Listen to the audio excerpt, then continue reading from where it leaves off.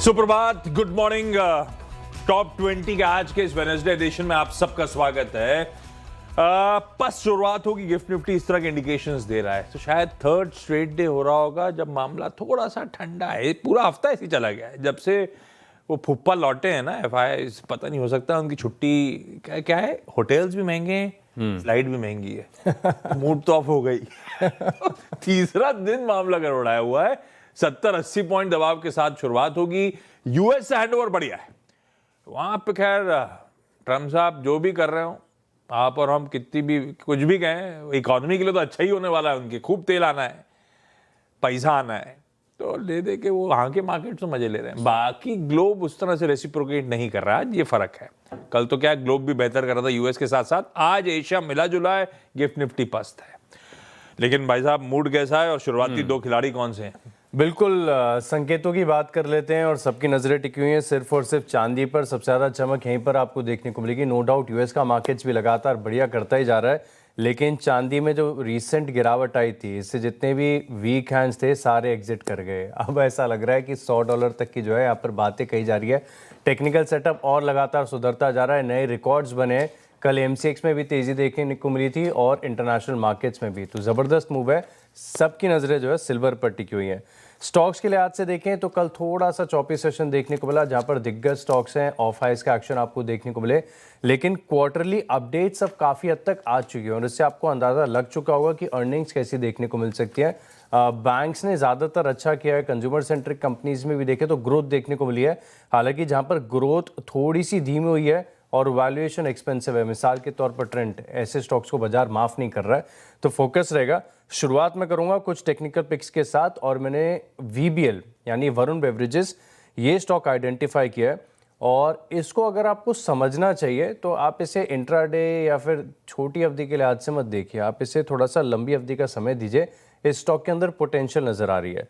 कारण ये है कि इसका कैंडल स्टिक नहीं, आपको रेंको चार्ट देखना चाहिए। और इससे पहले भी एक बार टीबीओ टेक के बारे में मैंने आपको बताया था कि रेंको चार्ट पर सेटअप काफ़ी बढ़िया हो रहा है। रेंको चार्ट्स में खासियत ये होती है कि नॉइस पूरी तरीके से एलिमिनेट हो जाती है। यानी कैंडल स्टिक्स अगर आप देखें तो जो भी टाइम फ्रेम होगा, यानी आप 1 घंटे का चार्ट देख रहे हैं तो 1 घंटे में एक कैंडल बनेगी, 1 हफ्ते का चार्ट देख रहे हैं तो 1 हफ्ते के बाद एक कैंडल का फॉर्मेशन पूरी तरीके से हो जाएगा।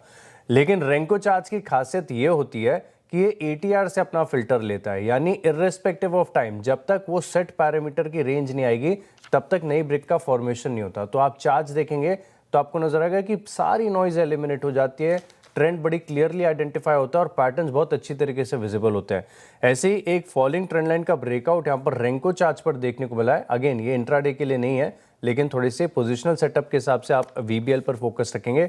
कल 2% की तेजी आई थी, टेक्निकल्स मुझे बढ़िया लग रहा है, इस स्टॉक को इन ग्रीन रखा हुआ है। इसके अलावा कल फार्मा स्टॉक्स का दिन था। देखिए डिविस लैब की हमने चर्चा की थी, लुपिन में तेजी आ गई, ऑरबिंदो फार्मा चला है, हेल्थ केयर स्पेस के स्टॉक्स अपोलो हॉस्पिटल जैसे, इनमें भी एक्शन देखने को मिला।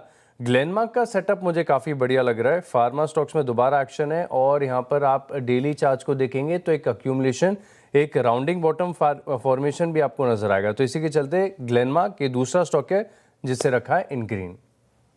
ओके, दो क्वार्टरली अपडेट्स। मैरिको के बाद अगर एफएमसीजी में किसी का अच्छा अपडेट लग रहा है तो शायद वो गोदरेज कंज्यूमर प्रोडक्ट्स का अपडेट अच्छे हैं, उस पे ग्रीन रख रहा हूं। बाकी स्टॉक की चाल तो आपका फाइनेंशियल एडवाइजर ज्यादा अच्छा बताएगा। ये कह रहे हैं कि भाई डिमांड कंडीशंस भारत में प्रोग्रेसिवली इस क्वार्टर में इंप्रूव हुई, यानी कि जैसे जैसे क्वार्टर आगे बढ़ा डिमांड कंडीशंस और इंप्रूव हो रही थी। हम कॉन्फिडेंट हैं कि कंजम्पशन आने वाली तिमाहियों में और इंप्रूव हो रहा होगा क्योंकि इन्फ्लेशन गिर रहा है और अफोर्डेबिलिटी बढ़ी है जीएसटी दरों में कटौती के चलते। ये कमेंट्री कर लीजिए डिमांड एनवायरनमेंट को लेकर। स्टैंडअलोन बिजनेस कह रहे हैं कि हम double digit revenue growth report करेंगे। डबल डिजिट रेवेन्यू ग्रोथ भाई साहब 10% से कहीं भी जा सकता है, मतलब आसान शब्दों में 10% ज्यादा रेवेन्यू ग्रोथ होगी हमारी और close to double digit underlying volume growth देखने को मिलेगी। क्लोज टू डबल डिजिट मतलब 9% की शायद बात कर रहे हैं, 8% की बात कर रहे हो, तो अच्छी वॉल्यूम ग्रोथ आप एक्सपेक्ट करिए गोदरेज कंज्यूमर प्रोडक्ट से। उसमें भी ब्रेकअप में इनका होम केयर सेगमेंट फिर से अच्छा कर रहा होगा, वहीं पे डबल डिजिट वैल्यू ग्रोथ होगी। पर्सनल केयर डिसेंट कर रहा होगा क्योंकि वहां पे mid single digit value growth होगी। ठीक, अच्छे अपडेट्स दिखते हैं, दिखाई पड़ते हैं। बाजार कैसे लेगा वो देखते हैं। लोधा डेवलपर्स, भाई साहब इफ्स एंड बट्स हैं, पर क्योंकि रियल एस्टेट करेक्टेड है मैं ग्रीन लेके चल रहा हूं। अच्छा क्या है, प्री सेल्स सॉलिड है, साल दर साल 25% का और even sequentially Q on Q 23% का। हालांकि रियल एस्टेट बेहतर है साल दर साल वहां पे। तो ये best quarterly pre sales numbers हैं इस कंपनी के, और Q4 की लॉन्च पाइपलाइन को देखते हुए कह रहे हैं कि एनुअल प्री सेल्स की जो गाइडेंस थी 21,000 करोड़ रुपए की, हम अचीव कर लेंगे, कॉन्फिडेंट हैं। मैंने इफ्स एंड बट्स इसीलिए कहा था कि कलेक्शंस थोड़े से ठंडे पड़े। पिछले साल Q3 के मुकाबले इस बार Q3 में कलेक्शंस गिरे हैं, पर ये कह रहे हैं कि वन ऑफ इनफ्लोज हुए थे लार्ज लैंड और ऑफिस सेल्स के पिछले साल Q3 में, और इस बार वो वन ऑफ नहीं थे, इसीलिए आपको कलेक्शंस कूल ऑफ होते हुए नजर आए। और यहां से आने वाली तिमाहियों में कलेक्शन स्केल अप कर रहे होंगे, कॉन्फिडेंट है। तीसरी अच्छी बात जो है, इस बार का जीडीवी ग्रॉस डेवलपमेंट वैल्यू था 33,800 करोड़ का, एमएमआर, एनसीआर और बेंगलुरु में। पूरे साल की जो एनुअल गाइडेंस दी थी ऑलरेडी 9 महीनों में 2.3 2.4 टाइम्स उस ग्रॉस डेवलपमेंट वैल्यू का इन्होंने कर लिया है। ये सीधे सीधे आगे की विजिबिलिटी देता है फाइनेंशियल ईयर्स की। मैं लोधा को इन ग्रीन रख रहा हूं, लेकिन अपडेट्स पे है गोदरेज कंज्यूमर, लोधा डेवलपर्स दोनों इन ग्रीन। अगले दो कौन से भाई साहब? अगले दो स्टॉक्स हैं मेरी लिस्ट में जहां पर आप फोकस रख के चल सकते हैं। एक सेकंड लिस्ट निकाल लेता हूं। हाँ, ओरेकल फाइनेंस, OFSS, यहाँ पर आप नजर रखिएगा। आईटी स्टॉक्स थोड़ी सी कमजोरी दिखा रहे हैं, खासतौर पर देखें तो इस हफ्ते की शुरुआत से लेके अब तक, चाहे दिग्गज हो, मिड कैप हो, स्मॉल कैप हो, सभी आईटी स्टॉक्स में ऑफ हाइज का एक्शन देखने को मिले। लेकिन इन सब में से अगर सबसे कमजोर चार्ट आपको ढूंढना है तो ओरेकल फाइनेंस का है। बहुत ही कमजोर चार्ट है, एक तरफा गिरावट यहाँ पर आपको चार्ट पर नजर आएगी, चाहे वीकली पैटर्न देखें या फिर मंथली देखें। इसके एक महीने में देखें तो ऑलमोस्ट 5-5.5% की गिरावट यहाँ पर देखने को मिली है। कंपैरेटिवली दूसरे आईटी स्टॉक्स इतने करेक्ट नहीं हुए, तो एक अंडर परफॉर्मेंस है। इसी के चलते ओरेकल फाइनेंस इस स्टॉक को आज फोकस लिस्ट में रखेंगे, इन रेड लेके चल रहा हूँ। पीबी फिनटेक, ये स्टॉक भी ऐसा है, पता नहीं क्या हुआ, बहुत अच्छे ट्रेंड में चल रहा था, लेकिन एक तरफा एक बड़ी गिरावट यहाँ पर देखने को मिल रही है। हालांकि जो खबरें निकल कर आ रही थी कि रेगुलेटर्स बात कर रहे हैं कि कितना कमीशन दिया जाए, इसके ऊपर थोड़ी सी सख्ती लग सकती है, इसके बाद से स्टॉक ने बिल्कुल पलट के ही नहीं देखा, सिर्फ और सिर्फ गिरावट यहाँ पर देखने को मिली है। इसका एक हफ्ते का चार्ट लेकर आता हूँ। देखिए, एक महीने में तो ऑलमोस्ट 9% करेक्ट हो चुका है, लेकिन आप एक हफ्ते में भी देखें तो देखिए, एक महीना नहीं, आप 7 दिन में 8-8.5% की गिरावट है, और सिर्फ गिरावट ही आपको यहाँ पर नजर आएगी। तो पीबी फिनटेक वैसे भी आज गिफ्ट निफ्टी आपको तकरीबन 80 अंकों की गिरावट के साथ खुलने के संकेत दे रहा है। मार्केट का मूड मॉल 2-3 दिनों से सही नहीं है, ऑफ हाइज का एक्शन बड़ी तेजी से देखने को मिलता है। तो ये स्टॉक ऐसा है जिसके अंदर एक इनहेरेंट वीकनेस है। तो पीबी फिनटेक ये चौथा स्टॉक है जिसे रखा है इन रेड। अच्छा, अगले दो में एक तो बायोकॉन, इनकी सब्सिडरी बायोकॉन बायोलॉजिक्स 3 नए ऑन्कोलॉजी बायोसिमिलर्स इंट्रोड्यूस करेगी। मतलब बेसिकली अपने ऑलरेडी कॉम्प्रिहेंसिव कैंसर पोर्टफोलियो को और मजबूत करने की तैयारी। बायोकॉन इन ग्रीन रखा। एक और फार्मास्यूटिकल कंपनी है मेरे ख्याल से हाल की लिस्टेड, सेनोरिस फार्मास्यूटिकल्स। अच्छा, कल एक समय तक तो ऐसा लग रहा था एक भी स्टॉक से न्यूज नहीं है, खबर ही नहीं है, बिल्कुल ही ड्राई डे चल रहा था। 3:30 बजे से 4:30, 5:30, 6 मेरे ख्याल से मामला एकदम ठंडा पड़ा हुआ था। फिर फाइनली थोड़ा बहुत पिकअप करा, फाइनली कुछ बहुत अपडेट्स आए। सिनोरिस फार्मास्यूटिकल्स ग्रीन रख तो रहा हूं, लेकिन सबको पता है स्टॉक में ऑलरेडी तेजी बनी हुई है। आज क्योंकि बोर्ड मीट है फंड रेजिंग पर, फंड रेजिंग करना चाहते हैं प्रमोटर और प्रमोटर ग्रुप को प्रेफरेंशियल बेसिस पे वारंट जारी करके। कितने करेंगे, किस भाव पे करेंगे, वो इंपॉर्टेंट हो जाएगा, वो स्टॉक की एक्चुअल चार्ट डिसाइड करेगा।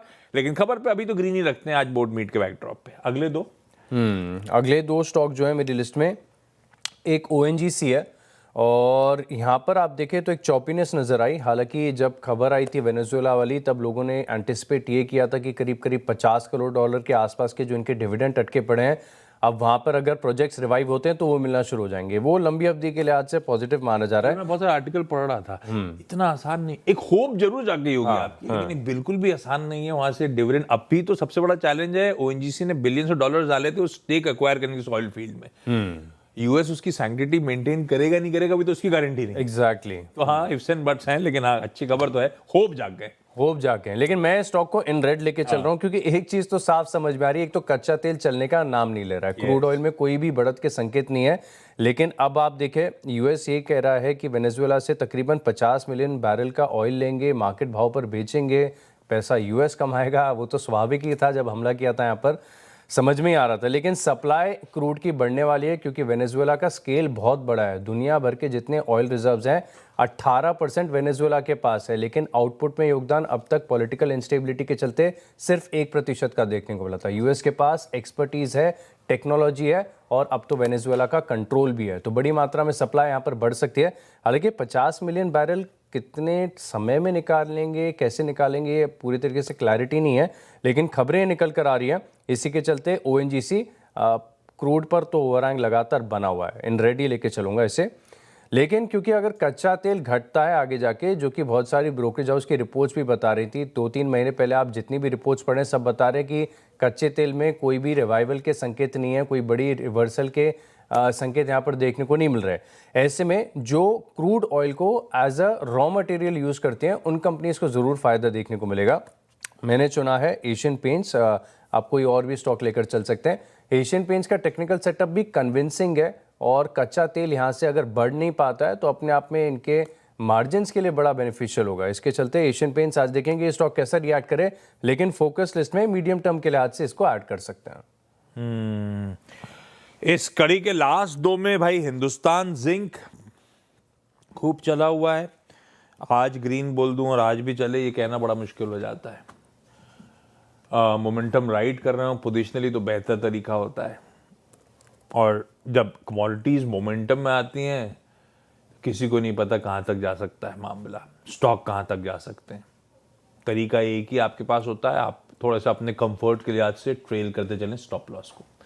हिंदुस्तान जिंक इसीलिए मेंशन कर रहा हूँ भाई, इकलौता तो है जो माइन करता है इस देश में चांदी को, और चांदी वहाँ पे बीच में एबरेशन के तौर पे 82 83 गई थी, कूल ऑफ हो गई थी। लीजिए भाई साहब, उस प्राइस पॉइंट को वापस चैलेंज करने गई थी। कल इंट्राडे में इंटरनेशनल मार्केट्स में चांदी 82.5 पे गई। ताजा भाव आपकी स्क्रीन पर आएगा, वहां से कुछ कूल ऑफ हुआ है, लेकिन फिर भी कल 3:30 बजे हमने $77 पे छोड़ी थी, आज भी $80 के ऊपर भी ट्रेड कर रही है उस हल्के से करेक्टिव मूव के बावजूद। तो $3-4 की चांदी की तेजी हमारे बाजार को डाइजेस्ट करनी है, इसीलिए हिंदुस्तान जिंक इन ग्रीन।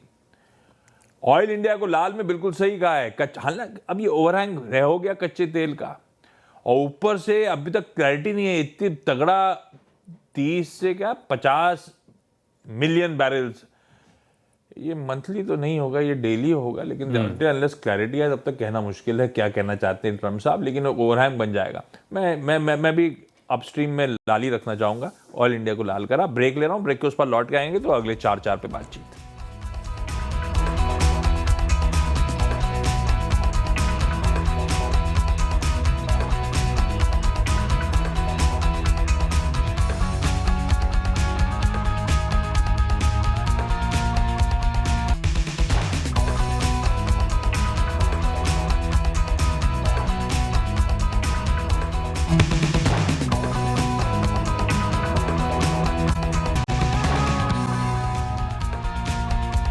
चलिए, ब्रेक के बाद आपका स्वागत है और अगले 4 स्टॉक्स का डिस्कशन कर लेते हैं। अगला स्टॉक है मेरी लिस्ट में केन्स टेक्नोलॉजीज। कल शायद सभी ट्रेडर्स इसका चार्ट देख रहे थे, क्या एकाएक बड़ी गिरावट यहाँ पर देखने को मिली है।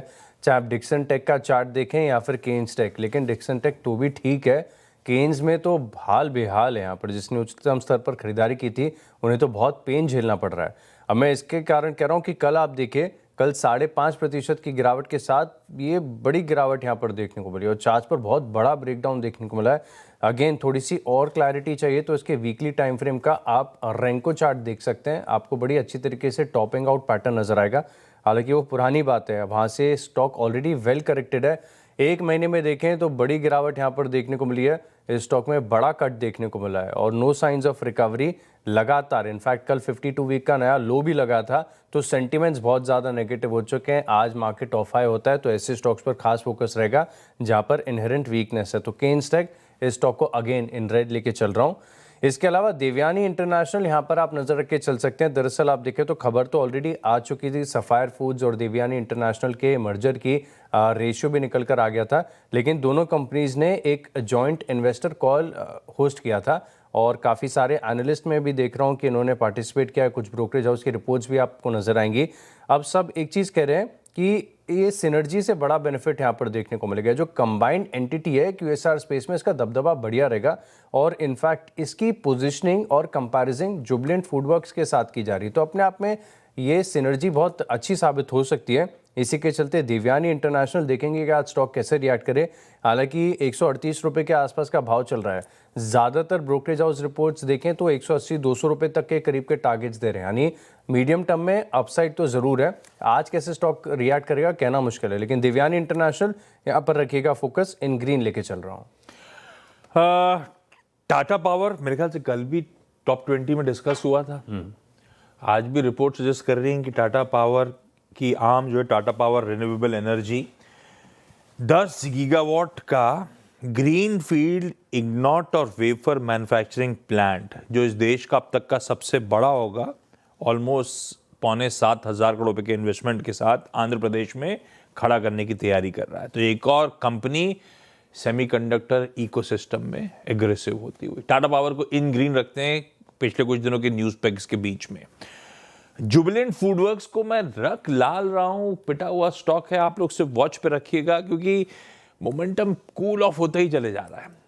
13.5% की साल दर साल आय में उछाल की बात करिए, पिछले ट्रेंड से तो कहीं ठंडा और इस साल के बाकी क्वार्टर्स से भी कूल ऑफ होता हुआ मामला। डोमिनोज इंडिया की लाइक फॉर लाइक ग्रोथ केवल 5% आई है और खूब एग्रेसिव नेटवर्क एक्सपेंशन के बीच में इस तरह के नंबर्स हैं। मैं रेवेन्यू के तो मैं जुबिलेंट फूडवर्क्स को लाल ही रख रहा हूं, लेकिन ठंडा स्टॉक है वैसे। मिसेस बेक्टर फूड्स ने कहा है कि कोलकाता के पास हुगली में हमारी नई बेकरी प्रोडक्शन फैसिलिटी में कामकाज कल से यानी कि 6 जनवरी से शुरू हो गया, इसीलिए ग्रीन कर दिया। और फाइनली M&M को ग्रीन ही कर देते हैं। एक XUV 7XO आई थी कल, 3XO मैंने किसी ने गलत लिख दिया है, फिर चेक करा तो वाकई कल 3XO की EV भी लॉन्च कर दी है। हालांकि कल कूल ऑफ, कल अच्छी तेजी का कूल ऑफ हो रहा था, आज रेड आप रख लीजिए, खबरें तो ठीक है इसीलिए ग्रीन। आखिरी 2 स्टॉक बता देता हूं और दोनों ज्वेलरी कंपनीज हैं। अभी थोड़ी देर पहले हमने देखा था कि फ्लैश आ रहा था, इनफैक्ट अभी भी आपकी स्क्रीन पर आ रहा है। कल्याण ज्वेलर्स की तरफ से भी अपडेट है और टाइटन के अपडेट का भी असर देखने को मिलेगा। लेकिन इन दोनों स्टॉक्स के अलावा मुझे लग रहा है कि जो दूसरे स्टॉक्स हैं यहाँ पर आप फोकस करके चल सकते हैं। एक तो थंगमेल ज्वेलरी है, इसका चार्ट बहुत बढ़िया है। इनफैक्ट इसने ऑलरेडी संकेत कल दे दिए थे, 4-5% की तेजी आ गई थी, थोड़ा सा ऑफ हाइज हुआ, हालांकि देखिए 4% ऊपर ही बंद हुआ। अब अगर यहाँ पर पॉजिटिव रिएक्शन आपको कल्याण ज्वेलर्स, जो कि थोड़ा सा अपमूव इसका रिस्ट्रिक्टेड नजर आता है, टाइटन खुल के चलता है, पिछले क्वार्टर में बड़ा मूव दे गया था। अब देखेंगे कि इस बार जो ग्रोथ आई है सिर्फ रियलाइजेशन के बेसिस पर कि एक्चुअल फुटफॉल सेल्स वगैरह बढ़ी है, ये थोड़ी देर में क्लैरिटी के साथ हमें पता चल जाएगा। लेकिन टाइटन के अलावा थंगमेल ज्वेलरी इस स्टॉक को इन फोकस रखा हुआ है। गोल्डियम इंटरनेशनल यहाँ पर भी आप नजर रख के चल सकते हैं और गोल्डियम का चार्ट इंट्राडे एक बार स्क्रीन पर लेकर आता हूँ। कल इस यहाँ पर कैसा एक्शन था देखिए, यहाँ पर भी एक सर्ज आता है, तो 6% ऊपर बंद हुआ है। तो केयरफुली जो ज्वेलरी स्टॉक्स हैं, गोल्ड रिलेटेड स्टॉक्स हैं, ये रडार पर तो रहेंगे। इसके चलते इन दोनों स्टॉक को रखा है इन ग्रीन। ओके, आपके हो गए पूरे? अपने हो गए 10 पूरे हो चुके हैं। क्विकली छोटा सा ब्रेक, अभी भी क्वार्टर अपडेट्स आते चले जा रहे हैं आपकी स्क्रीन पे, नजर रखिएगा इन सब पे। ब्रेक के उस पार टीम्स का रैप अप।